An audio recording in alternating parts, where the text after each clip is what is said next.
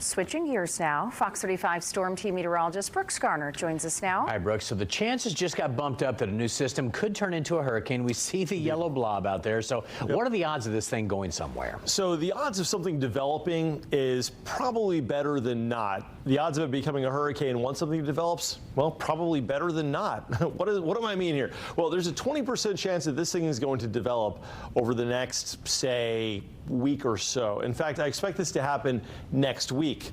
Some models do spin it up into a hurricane. It is sitting over very warm water right now, but I don't see a threat here in Central Florida. Maybe a little bit of a threat to the Keys in South Florida as whatever forms works north and eastward with the steering flow aloft.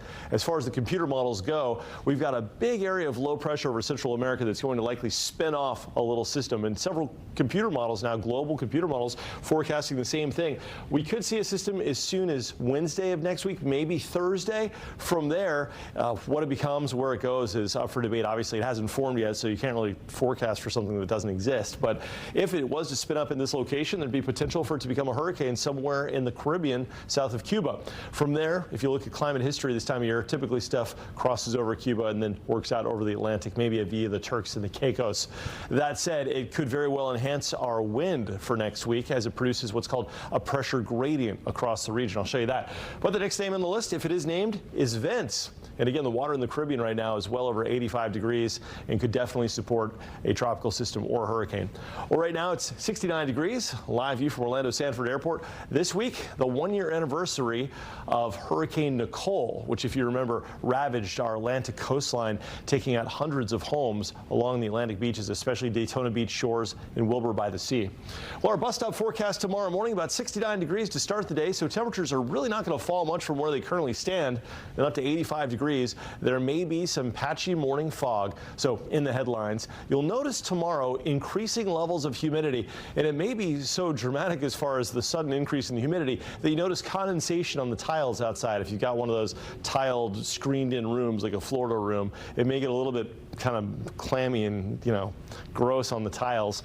That happens sometimes this time of year after some cool nights when it warms up like this. A few weekend showers are possible, and then overall an unsettled weather pattern for next week. It's not going to be particularly rainy every day. It's just going to be the possibility of storms developing with a lot of tropical air moving in. You can see the reds and the oranges and the pinks and purples indicating some of the deepest moisture that we could find this time of year, and it'll be parked right over our area.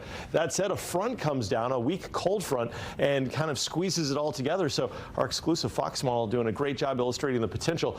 Couple of sprinkles tomorrow, probably not much of anything, but then on Saturday, a better chance. Saturday, Veterans Day, and we might even see one or two downpours or even a clap of thunder before the day is out. There's about a 20 to 30% chance for rain, and you can see that reflected here in the 7-day forecast. So no major weather systems for us as far as big rainmakers next week, but just overall a generally unsettled pattern and a sign of a much more unsettled pattern as we go through the end of November. I'll show you that coming up in the next half hour, as well as a look at your weather spotter reports here in the next half hour.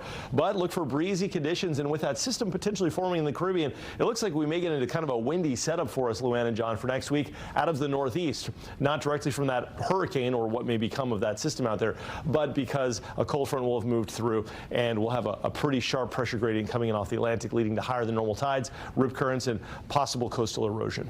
All right, Brooks, good to know. Thank you.